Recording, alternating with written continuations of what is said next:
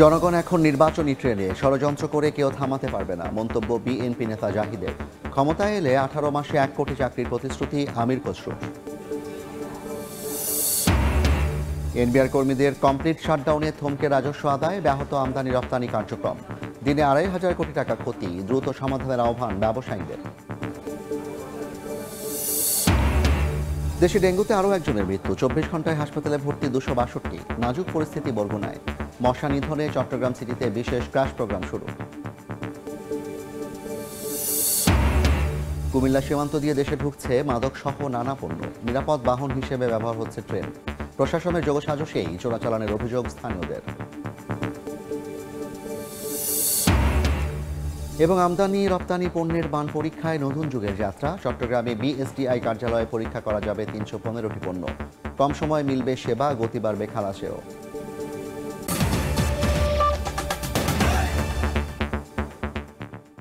বাংলার সময়ের সঙ্গে আছি আমি জাফর সাদিক। জনগণ এখন নির্বাচনী ট্রেনে, ষড়যন্ত্র করে কেউ থামাতে পারবে না বলে মন্তব্য করেছেন বিএনপির স্থায়ী কমিটির সদস্য ডাক্তার AZM জাহিদ হোসেন। ক্ষমতায় এলে 1.5 বছরে 1 কোটি মানুষকে চাকরি দেওয়া হবে বলে জানিয়েছেন বিএনপির স্থায়ী কমিটির সদস্য আমির খসরু মাহমুদ চৌধুরী। জাতীয় সঙ্গীত ও জাতীয় পতাকা উত্তোলনের মধ্য দিয়ে শুরু হয় মৌলভীবাজারের রাজনগর উপজেলা বিএনপির দ্বিবার্ষিক সম্মেলনের সূচনা। শনিবার দুপুরে রাজনগর ডিগ্রি কলেজ মাঠে অনুষ্ঠিত এই সম্মেলনে প্রধান অতিথি হিসেবে উপস্থিত ছিলেন বিএনপির স্থায়ী কমিটির সদস্য ডাক্তার AZM জাহিদ হোসেন। এ সময় তিনি বলেন, দেশের মানুষ এখন নির্বাচনী ট্রেনে উঠেছে, এটিকে ষড়যন্ত্র করে কেউ থামাতে পারবে না। দেশের মানুষ নির্বাচনমুখী হয়েছে, এটিকে কোনো ষড়যন্ত্র করে কেউ দাবিয়ে রাখতে পারবেন না। দাবিয়ে রাখার চেষ্টা করলে সে ষড়যন্ত্র সার্থক হবে না। বিএনপি একটি বড় দল, এই দলে কোনো দ্বন্দ্ব নেই, আছে প্রতিযোগিতা, এমন মন্তব্য করেছেন বিএনপির ভাইস চেয়ারম্যান আব্দুল আওয়াল মিন্টু। বরিশালে অশ্বিনী কুমার হলে দলটির সদস্য ফরম বিতরণ ও সদস্য নবায়ন কর্মসূচি অনুষ্ঠানে কথা বলেন তিনি। বিএনপি ভাবছে দেশের বৃহত্তর জনগণ যা চায় সেটাই আগে জাতীয় নির্বাচন। আমরা ওই কোন দল কি চায় এটা ইম্পর্টেন্ট ইস্যু না, ইস্যুটা হলো জনগণ কি চায়। এদিকে সিলেটের মেন্দিবাগে জালালাবাদ গ্যাস অডিটোরিয়ামে বিজনেস ডায়ালগ নামে ব্যবসায়ীদের মতবিনিময় সভা হয়। এতে উপস্থিত ছিলেন বিএনপির স্থায়ী কমিটির সদস্য আমির খসরু মাহমুদ চৌধুরী। বলেন, ফেব্রুয়ারির আগে স্থানীয় নির্বাচন সম্ভব নয়, তবে গণতান্ত্রিক অধিকার হিসেবে যে কোনো রাজনৈতিক দল নির্বাচন চাইতে পারে। বিএনপি জাতীয় নির্বাচনের জন্য প্রস্তুত আছে বলেও মন্তব্য করেন তিনি। বিএনপি হচ্ছে জনগণের দল, জনগণের সমর্থন নিয়ে এই দল, সুতরাং আমরা জনগণের সাথে সবসময় থাকি, আমরা সবসময় নির্বাচনের জন্য প্রস্তুত থাকি। একটা সুষ্ঠু নিরপেক্ষ গ্রহণযোগ্য নির্বাচন জাতির কাম্য, এটা শুধু বিএনপির কথা নয়, সারা দেশের মানুষ অপেক্ষা করছে। গত 17 বছরে দেশের অর্থনৈতিক অবস্থাকে ধ্বংস করে দিয়েছে আওয়ামী লীগ। বিএনপি ক্ষমতায় এলে অবস্থার আমূল পরিবর্তনের পাশাপাশি 18 মাসে 1 কোটি লোককে চাকরি দেয়া হবে বলেও প্রতিশ্রুতি দেন আমির খসরু মাহমুদ চৌধুরী। বাংলাদেশের মানুষের সাংবিধানিক রাজনীতি। খাদিজা স্বপ্না, সময় সংবাদ। চট্টগ্রামে সমাবেশের মধ্য দিয়ে শেষ হলো বাম গণতান্ত্রিক জোটের রোড মার্চ। বন্দর পরিচালনার দায়িত্ব বিদেশি কোম্পানিকে দেওয়ার পরিকল্পনা, মানবিক করিডোর এবং স্টারলিংকের মাধ্যমে সাম্রাজ্যবাদী আগ্রাসন বন্ধের দাবি জানান বক্তারা। বিকেলে ব্যানার ও পোস্টার নিয়ে চট্টগ্রাম বন্দর ভবনের সামনে পৌঁছায় রোড মার্চ। সেখানে বক্তব্য রাখেন বাম গণতান্ত্রিক জোটের নেতারা। এর আগে সকাল 10:30টায় ফেনী শহরের কেন্দ্রীয় শহীদ মিনারে সংক্ষিপ্ত সমাবেশ করেন রোড মার্চে অংশগ্রহণকারীরা। শুক্রবার সকালে জাতীয় প্রেস ক্লাব থেকে রোড মার্চ শুরু হয়। এদিকে রোড মার্চের সমর্থনে ব্রাহ্মণবাড়িয়ায় সংহতি সমাবেশ অনুষ্ঠিত হয়েছে।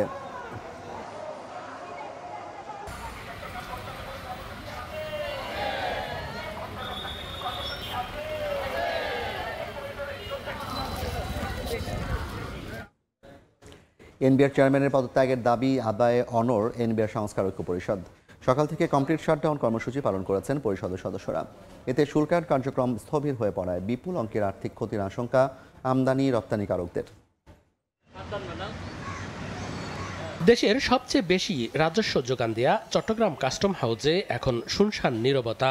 ভবনের কক্ষগুলোতে নেই ফাইলপত্র নিয়ে ব্যস্ততা, নেই সিএন্ডএফ এজেন্ট প্রতিষ্ঠানের প্রতিনিধিদের ছোটাছুটি। কাস্টমস হাউজের বেশিরভাগ কক্ষ তালাবদ্ধ, যে কয়েকটি খোলা আছে সেখানেও ফাঁকা চেয়ারগুলো।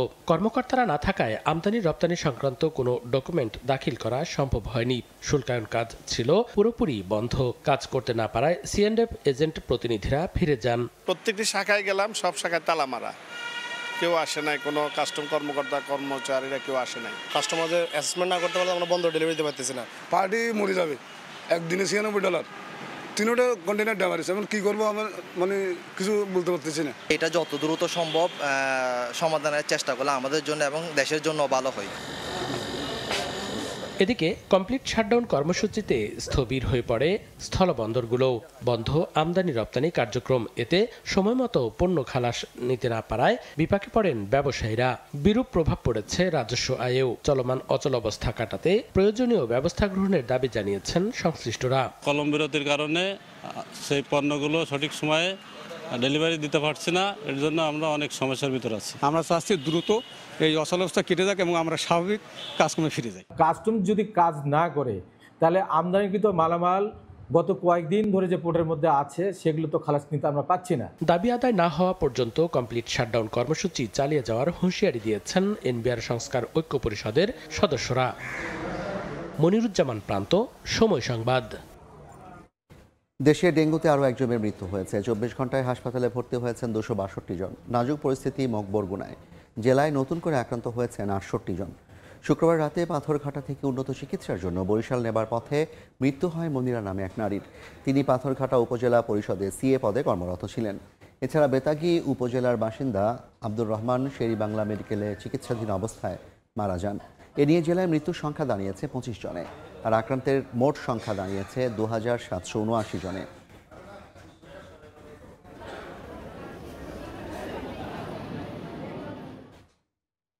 মশা নিধনে বিশেষ ক্রাশ প্রোগ্রাম শুরু করেছে চট্টগ্রাম সিটি কর্পোরেশন। মহানগরীতে ডেঙ্গু ও চিকুনগুনিয়ার সংক্রমণ বাড়তে থাকায় বিশেষ পদক্ষেপ নিয়েছে সংস্থাটি। এতে 80 জনের একটি দল পর্যায়ক্রমে পুরো নগরীতে মশক নিধনে কাজ করবে। ফগার মেশিন দিয়ে ছিটানো হচ্ছে মশার ওষুধ। শনিবার দুপুরে চট্টগ্রাম মেডিকেল কলেজ হাসপাতাল প্রাঙ্গণ, কাতালগঞ্জ ও পাঁচলাইশ এলাকায় ডেঙ্গু ও চিকুনগুনিয়া সহ মশাবাহিত রোগ নিয়ন্ত্রণে বিশেষ ক্রাশ প্রোগ্রাম কার্যক্রম শুরু হয়। কর্মসূচির উদ্বোধন করেন সিটি মেয়র। বিশেষ এই প্রোগ্রাম চলবে আগামী নভেম্বর পর্যন্ত।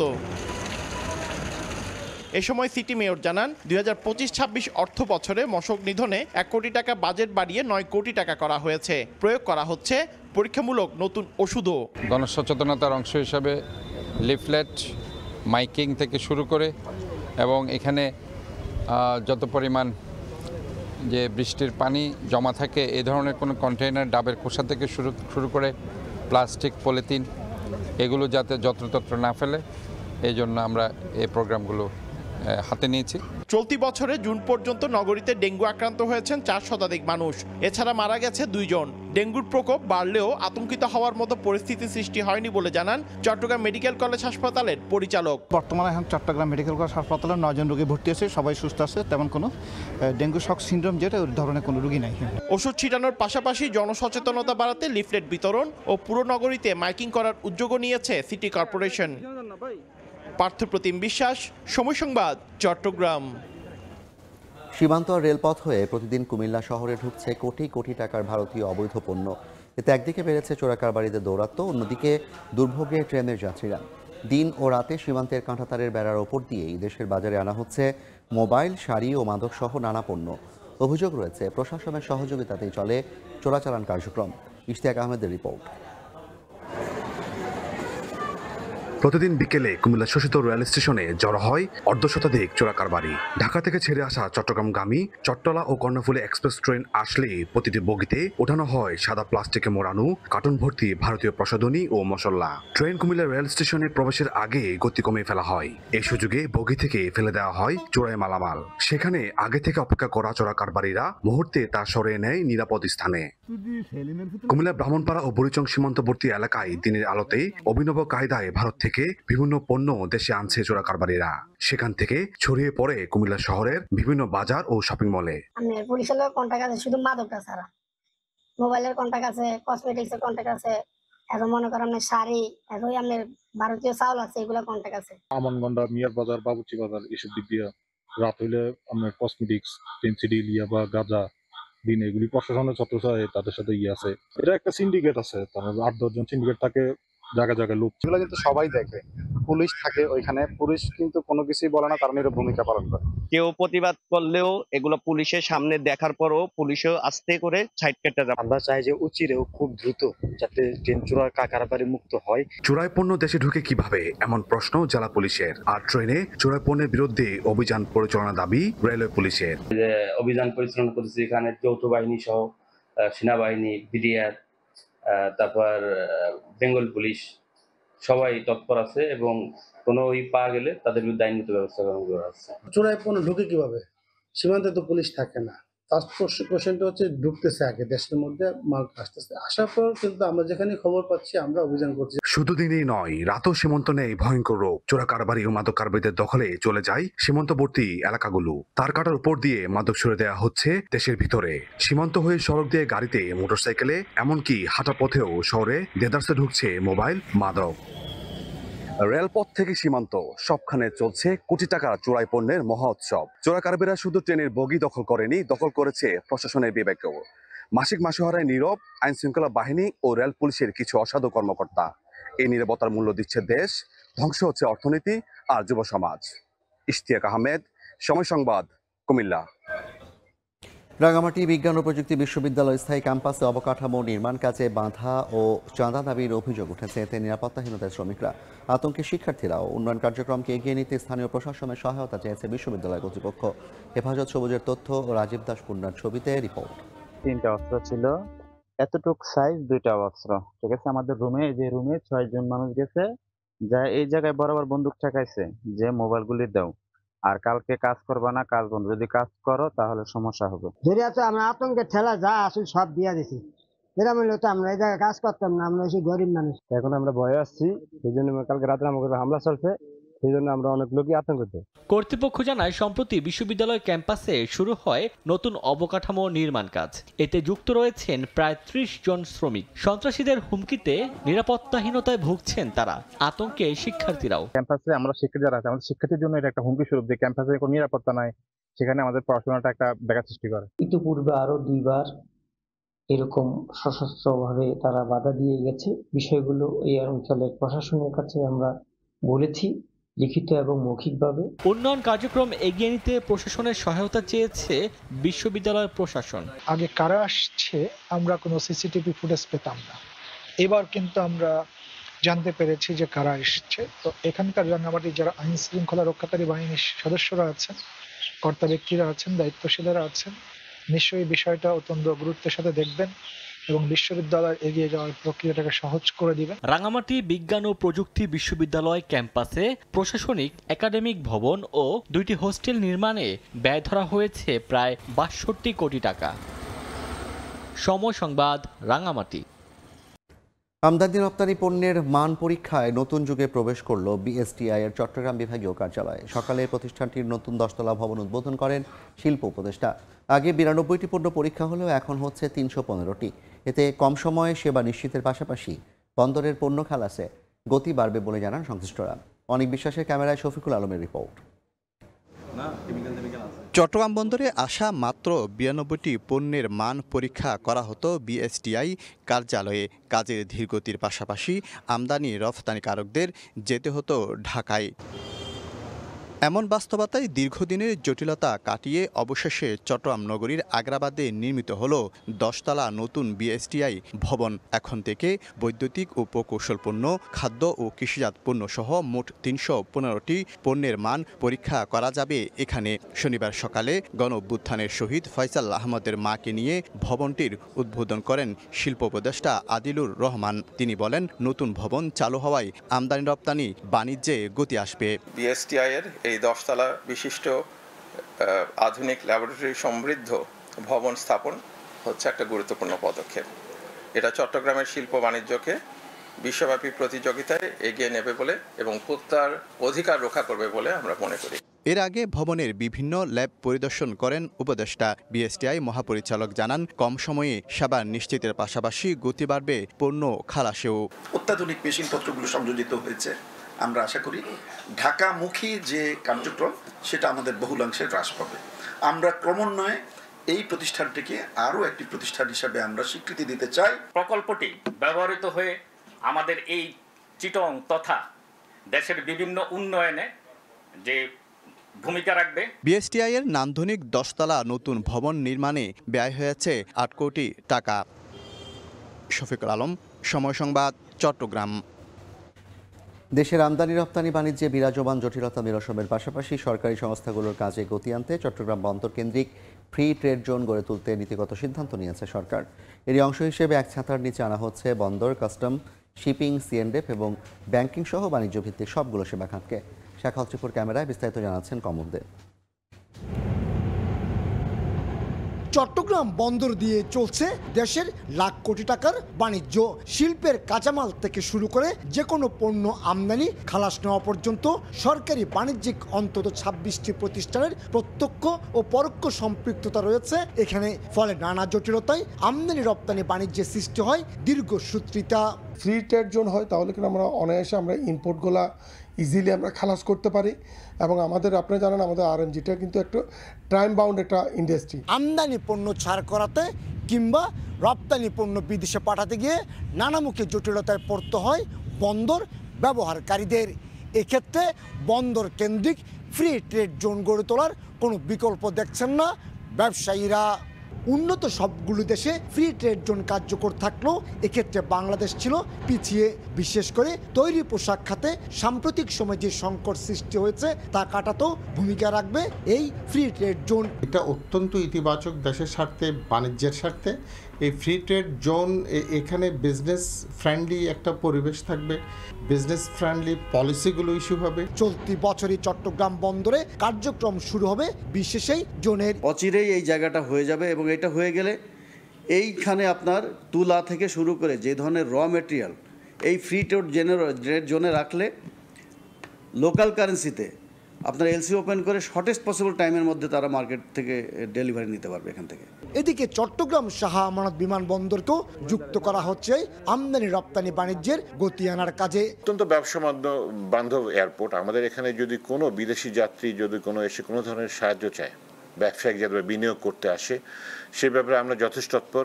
চট্টগ্রাম বন্দর বছরে 32 লাখ কন্টেনারের পাশাপাশি 12 কোটি মেট্রিক টন কার্গো পণ্য হ্যান্ডেলিং করছে। কমল দে, সময় সংবাদ, চট্টগ্রাম। আবারও বর্ষা মৌসুমে সক্রিয় হয়ে উঠেছে গাছ পাচারকারী চক্র। রুট হিসেবে ব্যবহার হচ্ছে চট্টগ্রাম বিশ্ববিদ্যালয়ের ঝিরিপথ ও সুইচ গেট। সম্প্রতি বিশ্ববিদ্যালয় প্রশাসনের অভিযানে জব্দ হয়েছে প্রায় অর্ধশত গাছের গুঁড়ি। তবে তদন্ত করে পাচার রোধের আশ্বাস সংশ্লিষ্টদের। তারিফ রহমানের রিপোর্ট। পানিতে ভাসছে গাছের গুঁড়ি। পাহাড়ের ঝিরিপথের মাঝে শ্রমিক দিয়ে তা তুলে নিচ্ছেন ব্যবসায়ীরা। গত 18 জুন চট্টগ্রাম বিশ্ববিদ্যালয়ের স্লুইস গেট এলাকায় ভেসে আসে বিপুল পরিমাণ গাছের গুঁড়ি। খবর পেয়ে বিশ্ববিদ্যালয়ের প্রশাসন জব্দ করে 49টি গাছ। বিশ্ববিদ্যালয়ের তথ্য মতে প্রতি বছরই বর্ষা মৌসুমে একই কৌশলে বিশ্ববিদ্যালয় ক্যাম্পাস ও এর আশেপাশে এলাকা থেকে অবৈধভাবে গাছ কেটে একই রুট দিয়ে পাচার করে একটি সংঘবদ্ধ চক্র। গাছ কেটে ঝিরির পানিতে ভাসিয়ে পার করা হয় বিশ্ববিদ্যালয়ের স্লুইস গেট। গত সপ্তাহে আটক করা হয় এমন একটি চালান। তবে জব্দ হওয়া গাছ মোহাম্মদ আলী নামে এক ব্যবসায়ী নিজের বলে দাবি করলেও দেখাতে পারেননি বন বিভাগের ছাড়পত্র ও বিশ্ববিদ্যালয়ের পথ ব্যবহারের বৈধ কাগজপত্র। আমি টাকা দিয়ে গাছ কিনছি মালিকানা জায়গা থেকে এই গাছগুলো কাটার জন্য। এখন আমি তো জানি না যে এটা নতুনের জন্য ছাড়পত্র কিভাবে দিতে হয়, এটা আমি জানি না, নাহলে অবশ্যই এটা আমি নিতাম। এই বিষয়ে আইনানুগ ব্যবস্থার আশ্বাস বিশ্ববিদ্যালয় প্রশাসনের। আমরা তাদের কাছ থেকে কোনো কিছুই পাইনি, কোনো বন বিভাগের ছাড়পত্র পাই নাই, আমাদের বিশ্ববিদ্যালয়ে কোনো অনুমতিপত্র নেই। এবং যদি বন বিভাগের ছাড়পত্র পাওয়ার পরেও যদি গাছ যদি আমাদের অভ্যন্তরীণ পথ ব্যবহার করে নিয়ে যেতে চাই, সেক্ষেত্রে বিশ্ববিদ্যালয়ের অনুমতি প্রয়োজন, কিন্তু সেই অনুমতিটাও তারা আমাদের কাছ থেকে নেয়নি। যে গাছগুলো আসলেই কিন্তু বিশ্ববিদ্যালয় থেকে কেনা হয়েছে না বিশ্ববিদ্যালয়ের এরিয়ার বাইরে। আমরা একটা টিম আমরা সেখানে পাঠায় দেখা গেল যে কিছু গাছ হয়তো তারা বিশ্ববিদ্যালয়ের বাহির থেকে কেটেছে আর কিছু গাছ বিশ্ববিদ্যালয় থেকে কেটেছে। আমরা এই বিষয়গুলো আরো ফার্দার তদন্ত করবার জন্য আমরা তদন্ত কমিটি গঠন করে আমরা সমস্যাটার মূলে যেতে চাই। তদন্ত করে চক্রটির বিরুদ্ধে ব্যবস্থা নেওয়ার আশ্বাস দিয়েছে বন বিভাগও। আমরা এটা তদন্ত করে কাঠগুলোর উৎস খুঁজে বের করব এবং এইখানে যদি কোনো অবৈধ কোনো কার্যকলাপ হয়ে থাকে বন আইনের পরিপন্থী, সেক্ষেত্রে আমরা যথাযথ ব্যবস্থা গ্রহণ করব। বিশ্ববিদ্যালয় এলাকার বনভূমি সংরক্ষণে আরও কঠোর ব্যবস্থা নেওয়ার দাবি জানিয়েছেন শিক্ষার্থীরা। তারিফ রহমান, সময় সংবাদ, চট্টগ্রাম। সরবরাহ স্বাভাবিক থাকার পরও দিনাজপুরে বাড়ছে চালের দাম। সপ্তাহ ব্যবধানে প্রকারভেদে কেজি প্রতি চাল বিক্রি হচ্ছে 4 থেকে 6 টাকা বেশিতে। এতে ক্ষুব্ধ ভোক্তারা। সিন্ডিকেটের বিরুদ্ধে ব্যবস্থা নেওয়ার দাবি তাদের। চলছে ধানের ভরা মৌসুম, অথচ দিনাজপুরে বেড়েই চলেছে চালের দাম। 2 সপ্তাহ ব্যবধানে আবারও পাইকারি ও খুচরা পর্যায়ে প্রকারভেদে প্রতি কেজি চালে বাড়ল 4 থেকে 6 টাকা। বরাবরের মতো মিল মালিকদের অজুহাত ধানের দর বেশি, এর প্রভাব পড়েছে চালের দামে। 3000, 3200, 3500, 3600 বিভিন্ন রেটে চাল কিনতেছি। মিলাররা বলছে যে ধানের দাম বেশি, এই জন্য চালের দাম বেশি। আর ব্যবসায়ীরা বলছেন চাল মজুদ থাকলেও চড়া দামে বাজারে ছাড়ছেন মিলাররা। সম্ভবত মিলারদের কাছ থেকেই নেই, ওখান থেকে আমাদেরকে বেশি দামে কিনতে হচ্ছে, বেশি দামে বেচতে হচ্ছে। এই অবস্থায় সিন্ডিকেট ভাঙতে বাজার তদারকির প্রয়োজন বলে মনে করছেন ভোক্তারা। 200-250 টাকা চালের বস্তার দাম বেশি এখন। আমরা সীমিত আয়ের লোক, আমাদের পক্ষে খুবই সব কেনা আর কি। দিনাজপুরে 7 লাখ মেট্রিক টন চালের চাহিদার বিপরীতে উৎপাদন হয় 16 লাখ। অতিরিক্ত 9 লাখ টন চাল যায় জাতীয় খাদ্য ভাণ্ডারে। সময় সংবাদ, দিনাজপুর।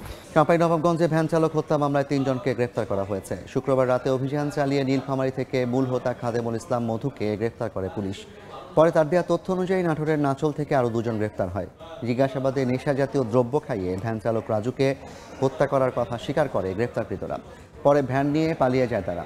এর আগে 22 জুন সকালে পারিলা এলাকা থেকে ভ্যান চালক রাজু আহমেদের লাশ উদ্ধার করে পুলিশ।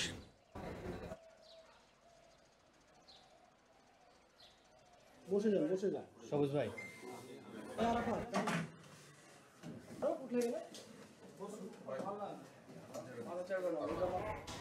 শেরপুরে বেসরকারি হাসপাতাল থেকে চুরি হওয়ার প্রায় 8 ঘন্টা পর উদ্ধার হলো নবজাতক। তবে এ ঘটনায় কাউকেই আটক করা যায়নি। বিকেলে শ্রীবর্দীর কুরুয়া এলাকার চনমিয়ার বাড়ি থেকে শিশুটি উদ্ধার হয় বলে নিশ্চিত করেন অতিরিক্ত পুলিশ সুপার মিজানুর রহমান ভূঁইয়া। তিনি জানান, শহরের বটতলা এলাকার শেরপুর ইউনাইটেড হাসপাতালের 310 নম্বর কেবিন থেকে শনিবার সকালে চুরি হয় শিশুটি। সে দৃশ্য ধরা পড়ে সিসি ক্যামেরায়। অভিযোগ পেয়ে তদন্ত শুরু করে পুলিশ।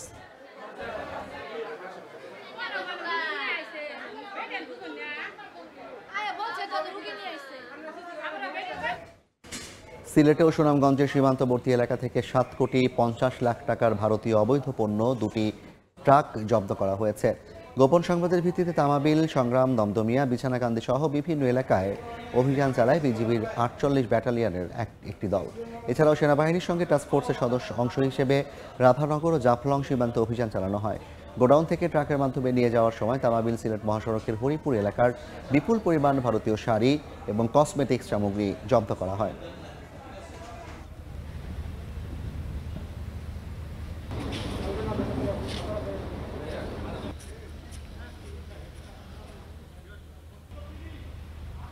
মাংসের দাম কমানোর পাশাপাশি রপ্তানি করার লক্ষ্যে দেশের 4 জেলায় শুরু হলো পশুর টিকা কার্যক্রম।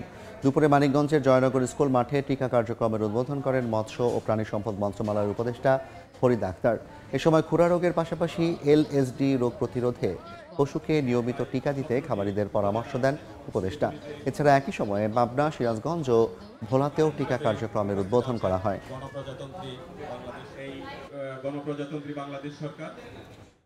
খাগড়াছড়িতে চাষ হচ্ছে নতুন জাতের বোরো বিনা ধান 25।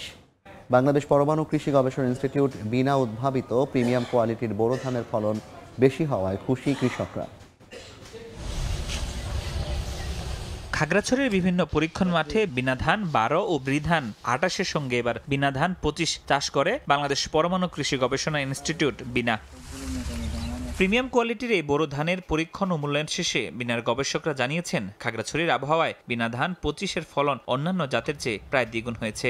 বিনা ধান ভালো লাগছে, সুন্দর লাগছে, আবার আগামীতে করব। বিনা অফিসের জায়গায় যোগাযোগ করে আমি বীজ ধানের সংগ্রহ করছি। বিনার বিজ্ঞানীরা জানান, পরীক্ষণ মাঠের হিসাব 1 হেক্টর জমিতে বিনা ধান 12 হয়েছে 4.5 টন, বৃধান 28 হয়েছে 5.5 টন। জাতটা একটা প্রিমিয়াম কোয়ালিটি সরু চালের জাত, যার কারণে এটা কিন্তু বিদেশে রপ্তানিযোগ্য।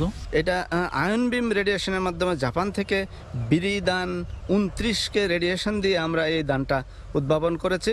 পার্বত্য চট্টগ্রামের আবহাওয়া ও মাটিতে বিনা 25 জাতের ধান উৎপাদন খুবই সন্তোষজনক বলে জানালেন বিজ্ঞানীরা। সময় সংবাদ, খাগড়াছড়ি। ফরিদপুরে ও ভৈরবে শিশু খাদ্য কারখানায় অভিযান চালিয়েছে যৌথ বাহিনী। কারখানা সিলগালা ও জরিমানা করা হয়েছে। দুপুরে ফরিদপুর সদরের কানাইপুরে শাহী ফুড প্রোডাক্টস নামে একটি শিশু খাদ্য তৈরির কারখানায় অভিযান চালানো হয়। এ সময় অনুমোদনহীন শিশু খাদ্য, চিপস, জেলি, লিচু জুস সহ বিভিন্ন ধরনের খাদ্য সামগ্রী পাওয়া যায়। পরে প্রতিষ্ঠানটিকে সিলগালা ও 1 লাখ টাকা জরিমানা করা হয়। অন্যদিকে কিশোরগঞ্জের ভৈরবে অস্বাস্থ্যকর পরিবেশে খাদ্যদ্রব্য উৎপাদনের অভিযোগে 3টি কারখানাকে 4 লাখ টাকা জরিমানা করে ভ্রাম্যমাণ আদালত। মাদারীপুরে পুকুর থেকে এক কিশোরীর মরদেহ উদ্ধার হয়েছে। পুলিশ জানায়, মানসিক ভারসাম্যহীন ওই কিশোরী সম্প্রতি কয়েকদিন ধরে ঘোরাঘুরি করছিলেন শিবচরের দত্তপাড়া এলাকায়। সকালে তার মরদেহ পুকুরে ভাসতে দেখেন স্থানীয়রা। খবর পেয়ে লাশ উদ্ধার করে ময়নাতদন্তের জন্য সদর হাসপাতালে পাঠায় পুলিশ। বনভূমি দখল করে অবৈধ বসতি নির্মাণ। গাজীপুরে যৌথ বাহিনীর অভিযানে উচ্ছেদ 2 শতাধিক স্থাপনা। এদিকে কুষ্টিয়ার গড়াই তীররক্ষা বাঁধে গুড়িয়ে দেওয়া হলো 45টি অবৈধ স্থাপনা। বনভূমি দখল করে অবৈধ বসতি নির্মাণের মহোৎসব, ধ্বংসের মুখে বনাঞ্চল। গাজীপুরের মণিপুর, নয়াপাড়া, বেগমপুর ও বিটের ডগরি গ্রামে বনভূমি দখল করে গড়ে তোলা অবৈধ বসতি ও স্থাপনা উচ্ছেদে শনিবার সকালে অভিযান চালায় যৌথ বাহিনী। এ সময় 2 শতাধিক বসতবাড়ি ও স্থাপনা ভেঙে দেয়া হয়। যৌথ বাহিনী জানায়, 5 আগস্টের পরপরই গাজীপুরের বিভিন্ন অঞ্চলে সংরক্ষিত বনভূমি জবরদখল করে অবৈধ বসতবাড়ি ও স্থাপনা নির্মাণ করা হয়। এতে সংরক্ষিত বনাঞ্চলের বিশাল অংশ বেদখল হয়ে যায়। বনভূমি রক্ষায় মন্ত্রণালয়ের নির্দেশনায় অবৈধ বসতবাড়ি চিহ্নিত করে উচ্ছেদের সিদ্ধান্ত নেওয়া হয়। এ সময় অভিযানের প্রতিবাদে বিক্ষোভ করেন স্থানীয়রা। এদিকে কুষ্টিয়ায় গড়াই নদীর তীর রক্ষায় অভিযান চালিয়ে 45টি অবৈধ স্থাপনা গুড়িয়ে দেয়া হয়। সকালে শহরের জেলা পরিষদ পার্ক থেকে হরিপুর সেতু পর্যন্ত 3.5 কিলোমিটার এলাকায় অভিযান চালায় জেলা প্রশাসন। গড়াই নদী ও বাঁধ রক্ষায় এ অভিযান অব্যাহত থাকবে বলে জানান নির্বাহী ম্যাজিস্ট্রেট। সাহাল আব্দুল্লাহ আলভি, সময় সংবাদ। নিয়মনীতির তোয়াক্কা না করে পার্বত্য জেলা বান্দরবানে নদী ও খাল থেকে অবাধে উত্তোলন করা হচ্ছে বালু। এতে হুমকির মুখে নদী তীরবর্তী বাড়িঘর ও ফসলি জমি সহ নানা স্থাপনা। স্থানীয়দের অভিযোগ, বালু মহলের অনুমতি না থাকলেও প্রশাসনকে ম্যানেজ করে চলছে এ কাজ। ড্রেজার মেশিন ও এক্সকাভেটর দিয়ে সাঙ্গু নদীর তীর থেকে প্রকাশ্যে উত্তোলন করা হচ্ছে বালু, আর ট্রাকে করে সে বালু নিয়ে যাওয়া হচ্ছে বিভিন্ন স্থানে। বান্দরবান সদর উপজেলার কুহালং, মাঝেরপাড়া, চড়ুইপাড়া, সুলতানপুর, কায়স্থলী সহ জেলার বিভিন্ন উপজেলায় চলছে এভাবে বালু উত্তোলনের মহোৎসব। জেলায় সরকারিভাবে বালু মহলের অনুমোদন না থাকলেও দিনে রাতে নদী, খাল ও চর থেকে বালু উত্তোলন করছে অসাধু চক্র। এতে হুমকির মুখে নদী তীরবর্তী বাড়িঘর ও ফসলি জমি সহ নানা স্থাপনা। স্থানীয়দের অভিযোগ, বালু মহলের অনুমতি না থাকলেও প্রশাসনকে ম্যানেজ করে চলছে এই কাজ। বর্ষাকালে কিন্তু একদিন বৃষ্টি পড়লে আমাদের নদীর পানি আমাদের একদম ঘরের উপরে চলে আসে। মাটিগুলো যদি কেটে নেওয়া হয় তাইলে কিন্তু পানিটা মানে একদম খুব দ্রুত আমাদের ঘরে চলে আসবে। গত বছর কিন্তু অনেকটা কিন্তু মাটি বিক্রি করা হয়েছে। এটার মধ্যে কিন্তু আমরা এখনো কিন্তু এটা মাটি ভরা এখনো হয় নাই। তার মধ্যে কিন্তু এটা কোনো কিছু চাষাবাদ করা যায় না। বালু উত্তোলন বন্ধে ব্যবস্থা নেওয়ার আশ্বাস পরিবেশ অধিদপ্তরের। যারা এই ধরনের বালু মহলের কাজ করতেছে তাদেরকে আমি সতর্ক করতে চাই। আমরা প্রশাসন সহ সবাই সজাগ আছে এবং তাদের বিরুদ্ধে কঠোর ব্যবস্থা নেওয়া হবে। পরিবেশ অধিদপ্তরের তথ্য মতে গেল 2 মাসে অবৈধ বালু উত্তোলনের দায়ে 5টি মামলায় 10 লাখ টাকা জরিমানা করা হয়েছে। এন.এ. জাকির, সময় সংবাদ, বান্দরবান। বান্দরবানে সেনাবাহিনীর সহায়তায় নিজ গ্রামে ফিরল বাস্তুচ্যুত 122টি বম পরিবার। সংবাদ বিজ্ঞপ্তিতে সেনাবাহিনী জানায়, রুমা উপজেলার বগালেক, কেওক্রাডং, দার্জিলিং পাড়া সহ বাস্তুচ্যুত 122টি বম পরিবারকে সেনাবাহিনীর সার্বিক সহযোগিতায় ফিরিয়ে দেওয়া হয়েছে।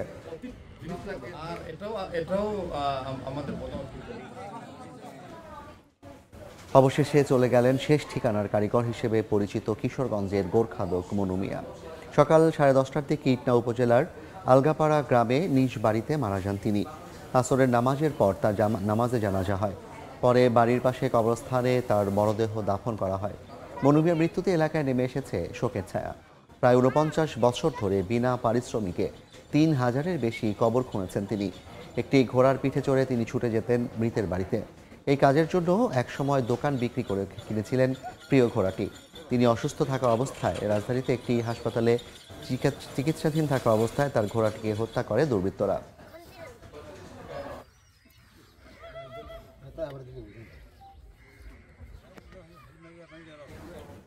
বাংলার সময় শীর্ষ সংবাদগুলো জানিয়ে দিচ্ছে আরেকবার। জনগণ এখন নির্বাচনী ট্রেনে ষড়যন্ত্র করে কেউ থামাতে পারবে না, মন্তব্য বিএনপি নেতা জাহিদের। ক্ষমতায় এলে 18 মাসে 1 কোটি চাকরির প্রতিশ্রুতি আমির খসরুর। এনবিআর কর্মীদের কমপ্লিট শাটডাউনে থমকে রাজস্ব আদায়, ব্যাহত আমদানি রপ্তানি কার্যক্রম, দিনে 2,500 কোটি টাকা ক্ষতি, দ্রুত সমাধানের আহ্বান ব্যবসায়ীদের। এবং দেশে ডেঙ্গুতে আরও একজনের মৃত্যু, 24 ঘন্টায় হাসপাতালে ভর্তি 262। নাজুক পরিস্থিতি বরগুনায়। মশা নিধনে চট্টগ্রাম সিটিতে বিশেষ ক্রাশ প্রোগ্রাম শুরু।